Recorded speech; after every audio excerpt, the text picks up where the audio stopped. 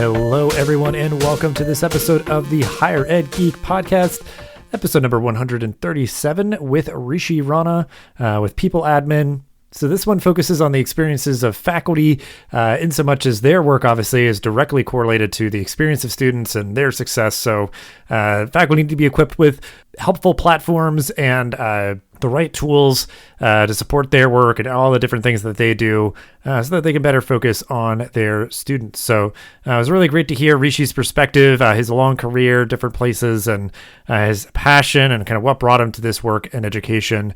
So definitely check out People Admin and connect with Rishi to keep the conversation going. As always, check out the merch store as well. There's some great sales going on. Really does help to support the show. And without further ado, this is episode number 137 with Rishi, Rana. All right. I am excited today to be exploring things a little bit more on the faculty side of things, world that I'm not terribly familiar with. So always do appreciate these opportunities as we've been lucky to have them this season to kind of explore areas that we've not delved into in the show and certainly are going to be very educational for me. So we'll start out as we always do with introductions and professional journeys. Rishi, if you want to just tell everybody kind of how you got to be where you are today. Thank you, Dustin. Good to be talking today. I think a little bit about myself. Yes, I've been in the software industry for almost about 24 years now after I graduated from Texas A&M, and very proud of that. Post that, did a couple of stints and then worked for Microsoft for the longest part of my career, which was good over 13 plus years.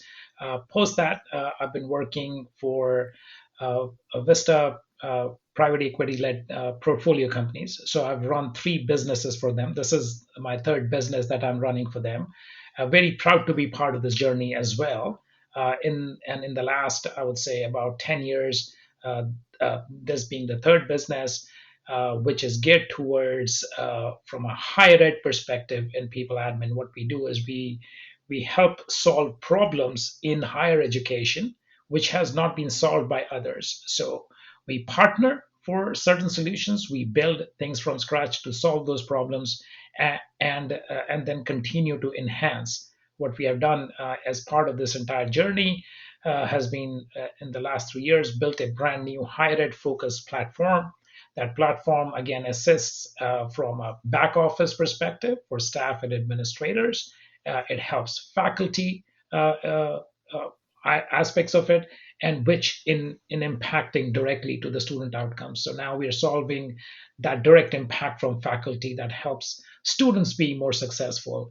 And that is sort of heart of our mission, where we are taking education forward. Yeah, and that's great. I mean, just as important as maybe some of the more kind of flashy front things and kind of front and center things that people might see, or more kind of like household names, is obviously you've got to have the back end squared away as well. So I guess I'm curious because you've worked in a lot of different places, all sort of broadly in technology. But was there anything that like called you into higher education specifically to work kind of in this capacity? Yeah, well, being through higher education, I did my bachelor's and master's both from Texas A&M. So I think from that perspective, I've been through the journey myself, have always been intrigued on certain processes, certain things that can help elevate higher ed or education, I would say, period, to the next level. When I got this opportunity, I chanced upon it right away because I felt that it was something I can make an impact, number one. Number two, there are tons and tons of problems from that we could solve through the software, which could give a better output towards where the students can really leverage. And hence I chanced upon tons of white space over here where there are problems that have not been solved. We have been so focused towards other areas, other industries, should I say, from an education perspective, taking that digitization step forward, getting all the universities working, even with my alma mater for that matter, working with the Ivy Leagues and Harvards and Columbias of the world. So it just gives me that extra sort of going back, almost making me young again, should I say. So after 24 years of working and trying to understand the problems in higher ed space and trying to solve them, is very intriguing. It's challenging, but it's rewarding as well, because you know that you're making an impact to a lot of kids out there who would be graduating, a lot of institutions who are struggling today on a lot of fronts. From a macroeconomic perspective, we all have heard about the $1 trillion student debt. We have heard about budgets in higher ed that are getting squeezed because of lack of student enrollment and all of that. So, if I personally can make an impact, I would really feel fulfilled. And two, if I can help solve certain problems along the way, hey, nothing like it.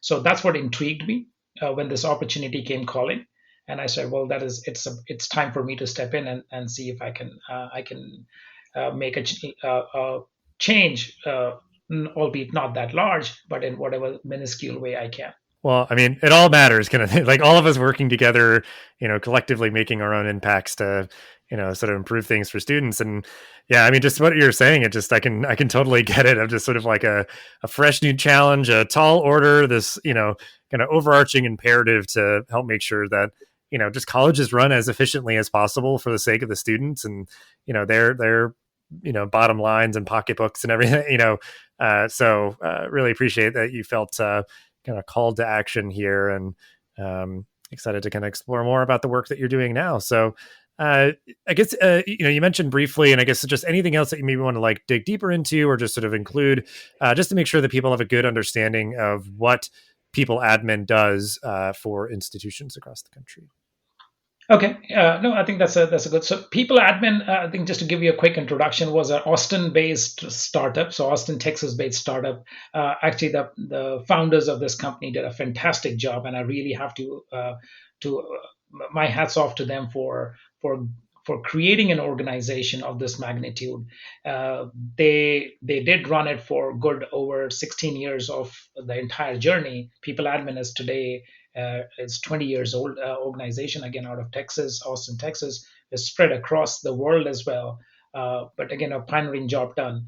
Where the founders focused this organization was to solve the back office problems, solve the talent, HR, administrator problems, and that's where the entire software push was focused on. When we came on board, I came on board along with the rest of the leadership team. We took upon what was already created, again, a rock solid foundation, but we changed that towards making it more of a SaaS product, making it a complete platform, number one, multi-tenant as well, so that it can scale to any level, no matter how much transactions one would have on this platform. So that was one. So we created a very robust platform. We then added a lot of robust engines to it, which is more on the security side, making sure it's pretty strong. We do see a lot of attacks, etc. That is there prevalent today. Certainly during the pandemic, it has taken up, right? But making sure that the platform is secure, because we deal with student data, we deal with staff data, we deal with faculty data. It has to be secure, and it cannot be broken into. So took some special measures there of that engine, making sure that we also provided what is a good analytics engine on top of it. So making sure that any data that we have, how do we make sure that that's available on fingertips of faculty and administrators, be it provost or deans of colleges, where you can it's insight at the point of action. So is our solution, is our software providing that insight that whether you are an able administrator of a college or for the entire university, are able to look at that and take an action? And two, are we able to then help digitize so that you don't have to re-enter that data multiple places in order to reap the results? So with that as focus, we continue to build our software. Now, what we have done is taken from there, we have expanded to making it a marketplace of higher ed connectors. In higher education, as I stepped in, I soon saw the need for, there were silos within organizations. So there was software, but the software was not talking to each other. And there were multiple interoperability or interconnectivity problems. So we solved that problem. For example, today we sit over 30 some connectors, and we are going to continue to build. connectors, so that we help solve the problem of interconnectivity, interoperability. It's a huge headache for the IT teams within each university, within each college, who are battling with this on a daily basis. So we're creating those secure connectors that help data transfer real time, and bidirectional as well. So if it needs to be updated on other software, we're able to do that. Again, we're the only ones within higher education that have produced these connectors focused towards higher ed needs. So that's one area that we have expanded into. The second area that we expanded into is on the faculty side now. A stark revelation was, and as we started on our journey, uh, even today, a good 90% of the institutions do not have a robust faculty information system or faculty digitization. A lot of data is still being entered via emails or Excel spreadsheets in order to do basics. For example, even course management. If we took a look at each semester, which professor, which faculty is teaching what courses, what's the workload. A faculty's life is very is split into multiple areas. They have to work on research, as an example. They have to work on uh, obviously teaching classes to students. They have to fill for grants and papers. So there's multitude of activities. And how do you measure that? How do you make sure that everybody has the right set of data with them in order to get their job done? So if you're publishing even a research, how do you make sure that you have the right connectors that are built and in order for those to be published in the right journals and all of that? So there's a huge areas that we could go into. So we're building connectors for that. We're again solving those problems. And last but not the least, which I kind of mentioned, because of our ability to create these connectors, we have become the system of intelligence within higher ed, because all the data that we can consume, with that data, we provide those very robust insights, predictable analytics, so that one can actually look at that and again take an action, make a decision, so that you don't have to go collect data and then things that used to take in certain colleges and universities months and months, we have been able to turn that around into days and even hours worth of efforts to in order to get that done. So very proud of that part of it, what my team has done, what my engineering team certainly has been able to unearth and create that. So in a nutshell, if I have to summarize it, again, back office operations and solutions. Number one, we focus on that. We create the marketplace of connectors for what is needed across a plethora of software silos within higher education. And then the third piece to it is the faculty information systems and digitization of that, which has with a direct correlation to student outcomes and student success. So how's faculty's teaching, etc., is impacting that.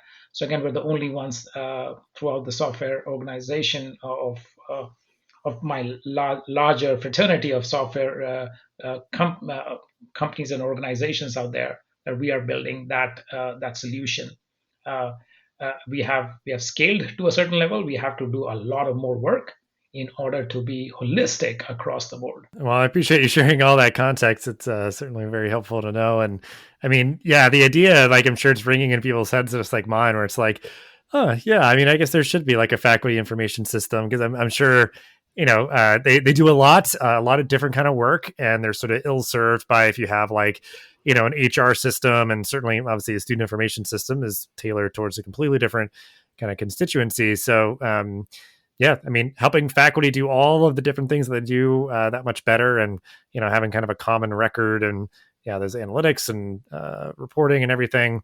Obviously, so important. And obviously, it's a really crucial work that faculty are doing and should be able to focus on, or just kind of do efficiently, is supporting their students. But then there's a lot of other stuff Yeah, going on too. So yeah.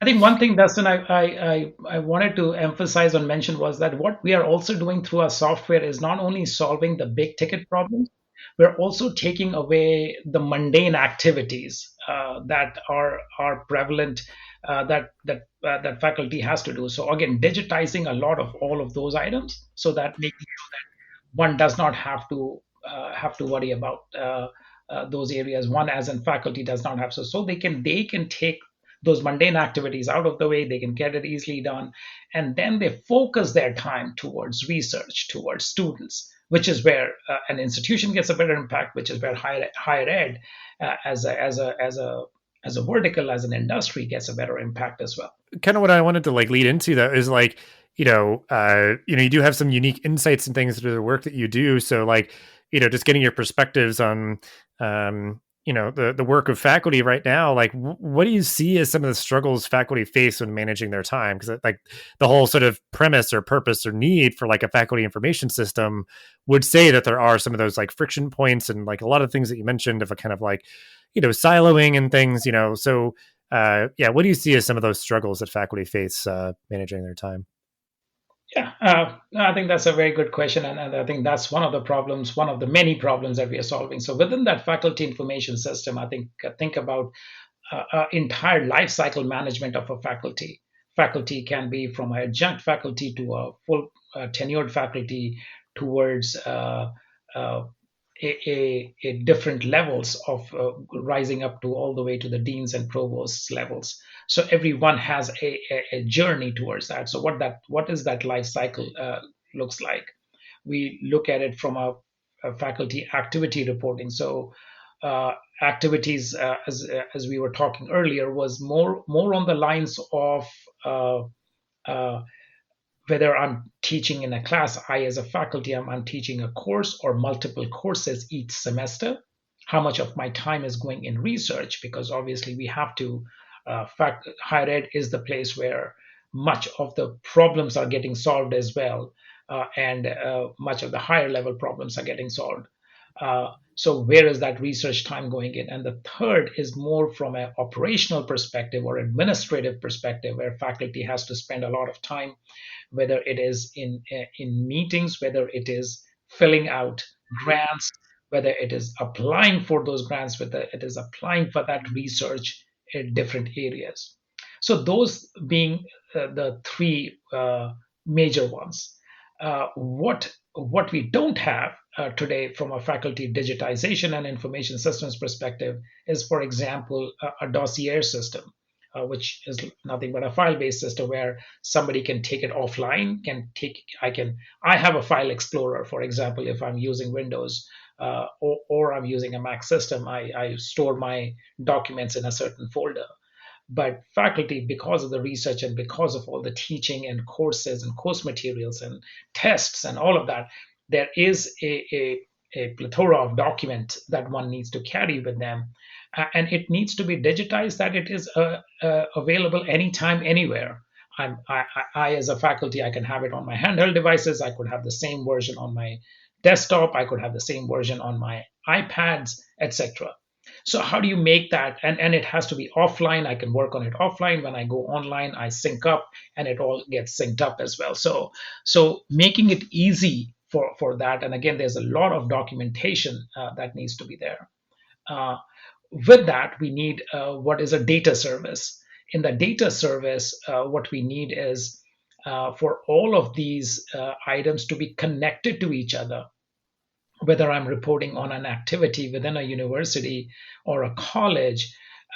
If I'm working on a research, how do I make sure that the right level and the right formatting and the right, and this is what I term as mundane activities, which is to say, uh, I'm doing research, I should focus on the research and the outcome of it, as opposed to the formats that I need to follow based on the journal acceptances and all of that. So how do I make sure that happens? And that data service helps transform a basic research written paper on a simple Word document into that research journal with the right level of changes and items that would be needing, and things, and point out for things that are missing as well, so that faculty can easily go and publish those out, or a team of researchers who are working on it can easily go fill that. So again, you're taking the mind towards where it can make the biggest of the impacts,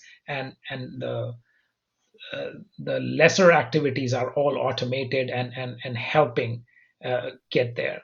Last but not the least is actually how do I then correlate as from a perspective of based on the faculty inputs towards a student outcome.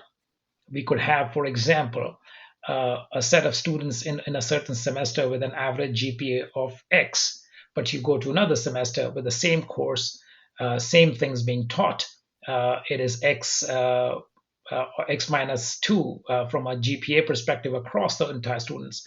So one would like to understand what happened here.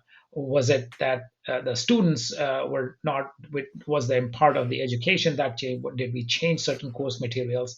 Did we change the tests, the way we were testing, etc.? So there can be multiple variables towards what is working and what is not working.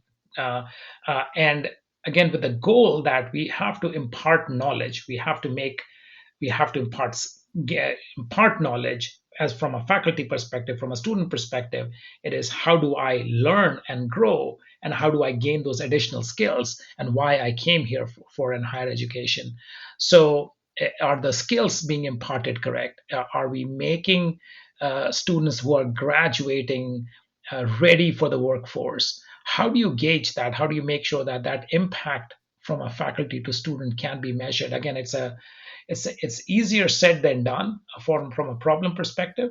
We have cracked with our partnership with Influxes, another organization that we are working with, in order to crack this amalgamation of faculty's impact on students and student outcomes for all the nursing, pharmaceutical, and medical colleges. So we have been able to get that, and then to summarize all of it is accreditations. So there are multiple of them that is required, depending upon which college, which area of focus. There can be anywhere between 5 to almost 17 or 18 accreditations that are required by each college, each university, which sets the standards, and which is very, very important, by the way, to follow, because that sets the standards for future and road ahead and growth.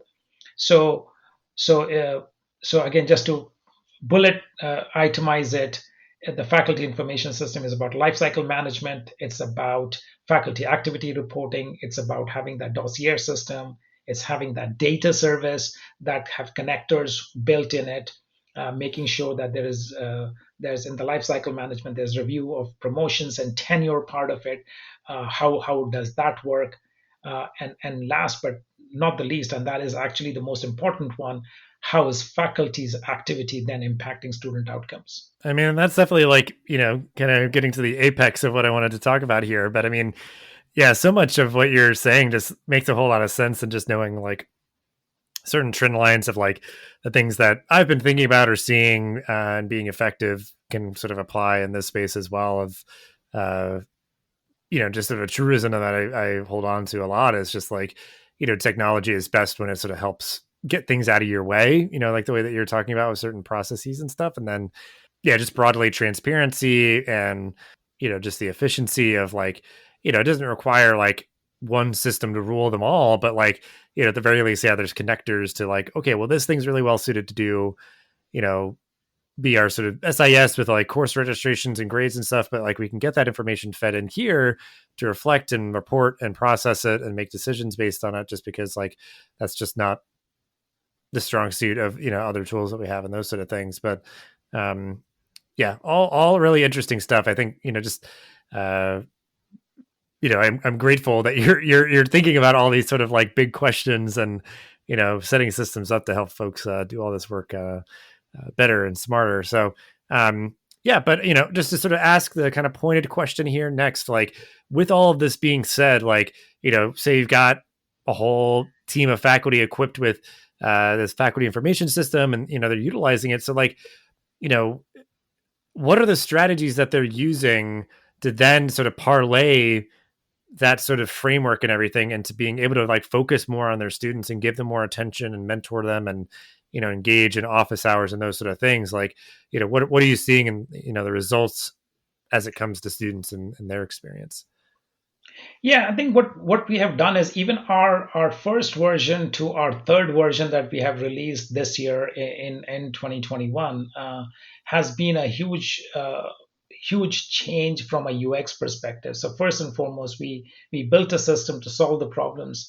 We are now making it straightforward enough that it is with just maximum 2 clicks one can get their work done, and you can get that data on your fingertips scenario. So our what we are focused on right now is to how to simplify a lot of this information that can be available, and it becomes as easy as using any social media platform, the likes of LinkedIn, Twitter, uh, Facebook, albeit Facebook has lately been under the gun, but making it easy enough for everybody to adapt and adopt to, because it is very, very critical to gain that acceptance. We have received a humongous amount of good inputs. Hey, what if you did this? What if you did that? And we have so the good part about working, and again, that energizes my entire team and me as well,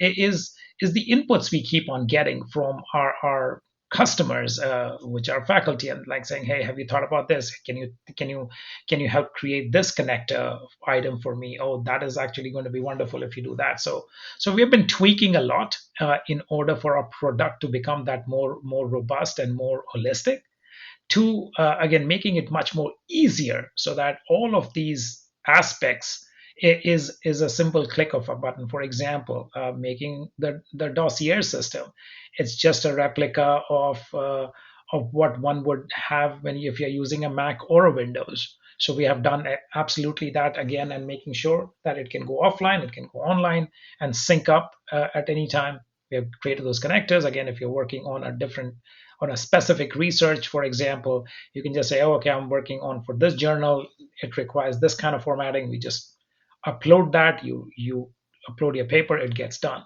So again, taking away those activities, these can result in, if nothing, at least what we have measured is 1 to 1.5 days in per week of time that would have gone in for each faculty within that.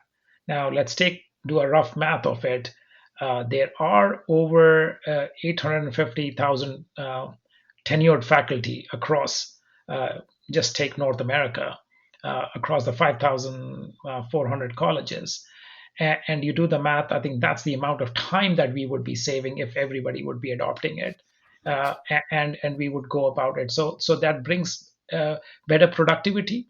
And Dustin, to your point, that's where the faculty can provide more time to the students, more time, especially to the students who might be doing good in one course but might be struggling in the other one, and they have to gain a holistic skill set before they graduate. So holding those office hours, providing that extra help that the students at that time need.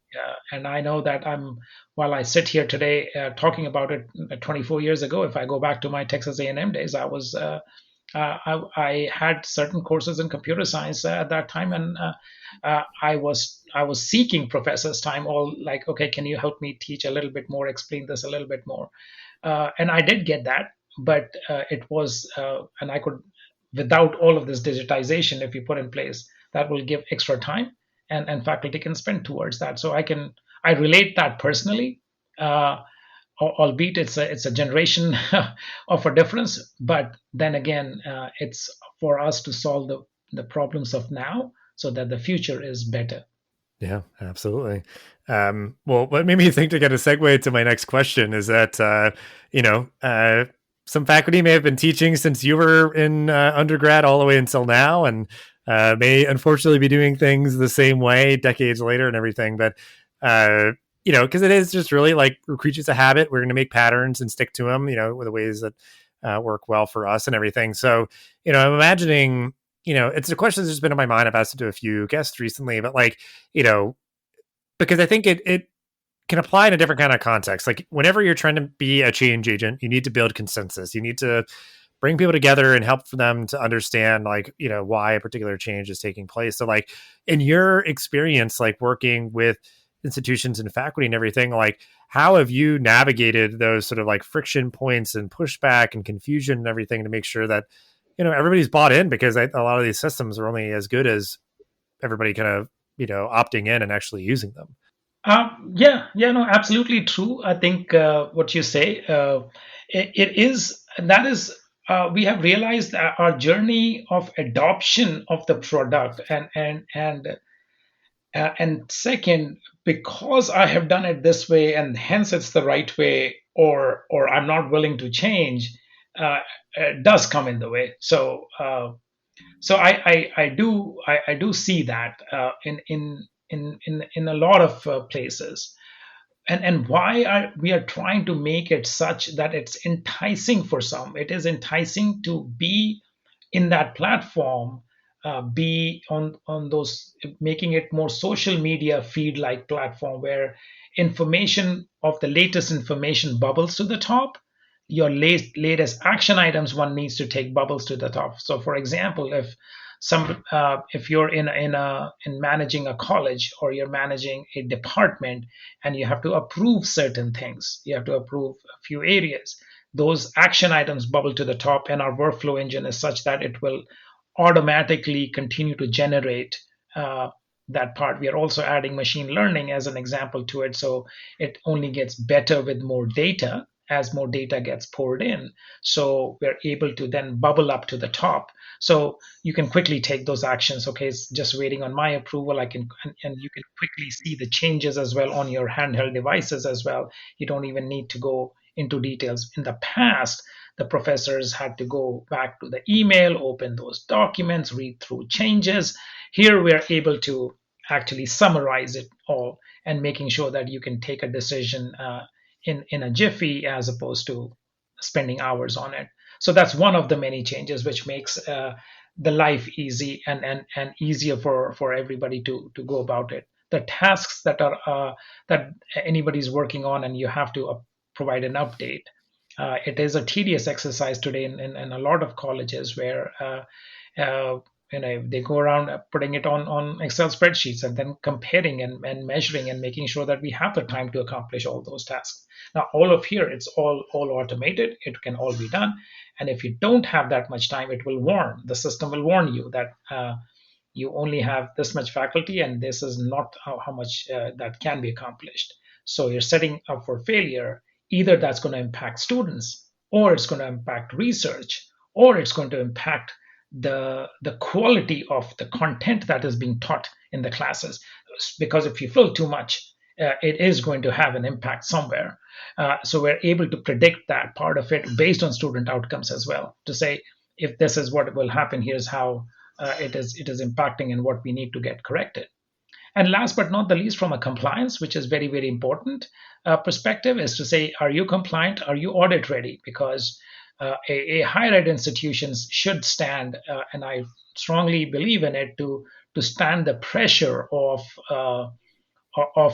any kind of audit, because there's a lot of hard-earned money by parents who pay for their kids to go to college, and it should be such that any actions, anything that's been taught is auditable, and the money is going towards making students better before they got in and by the time they graduate. So all those compliances are all taken care of.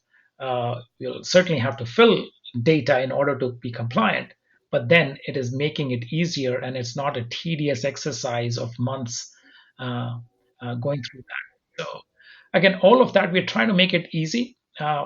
Even from a tenure perspective, for example, again, moving from a adjunct faculty to a full-time faculty could be one area to look at, from different thing, moving from a full-time faculty to a tenured faculty, and what are the items that are required. Again, it's a very, very lengthy, long process, and rightly so, because you have to have the sanctity of that level that somebody has been given to. So making sure that all of that is vetted correctly. It has the right a number of reviews, both internally within the college, externally outside the institution.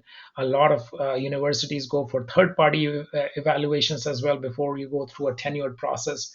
So how do you collate all of that data while making it democratic and while making it still very robust? So we're making all of that very easy now. We're changing a lot and impacting a lot of change and how things were done.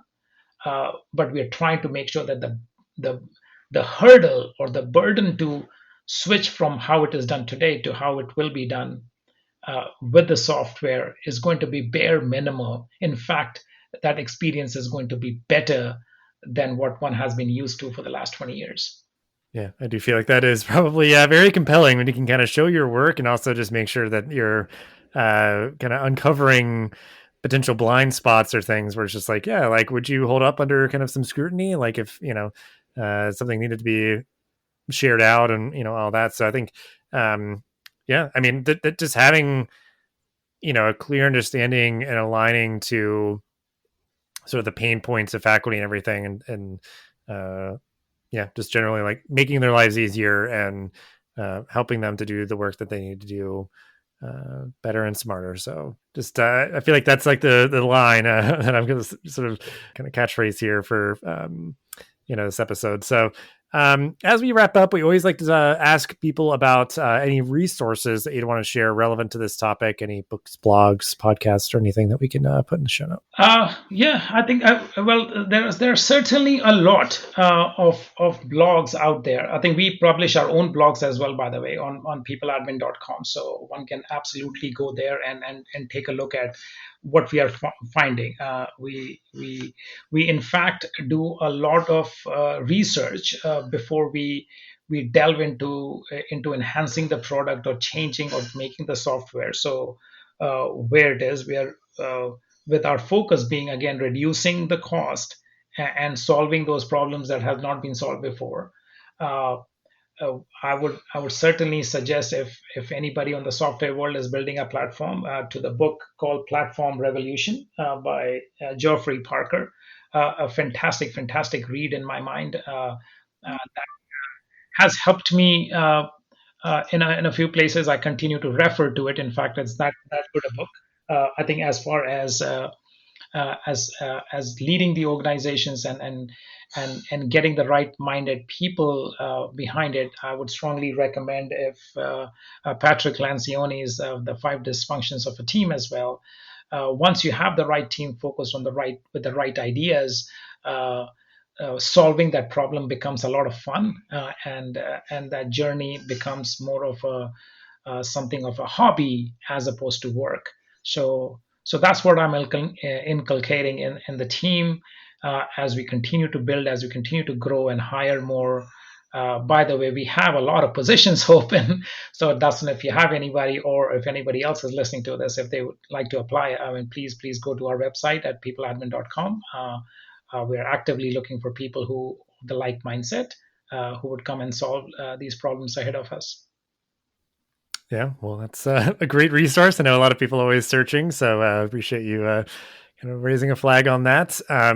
But then as we end the episode, we do always like to end with a final thought or call to action or anything about this topic that you want to end the episode with. I think call to action is 90% of institutions not in North America, which is between US and Canada, I would say, which are the leading institutions across the globe, across the world. We really need to go adopt the digitization. We have to focus ourselves towards students and provide the impact that higher ed institutions should be providing, even greater than what we do today. Yeah, well said. And I appreciate all the knowledge and everything that you shared in this episode. We'll definitely have ways to connect with you and People Admin, the work that you all are doing as usual in the show notes. But just thank you so much for your time. I greatly appreciate it and help me learn some things and just helping everybody else to learn some things too. Well, thank you, Dustin. And I think your questions were quite intriguing. In fact, it made me push me to think through a lot of things. So thank you again for this talk. Thanks for listening to this episode of the podcast. Make sure to rate, review, and subscribe so you never miss an episode. Thanks again for listening, and we'll see you in the next episode of the Higher Ed Geek podcast.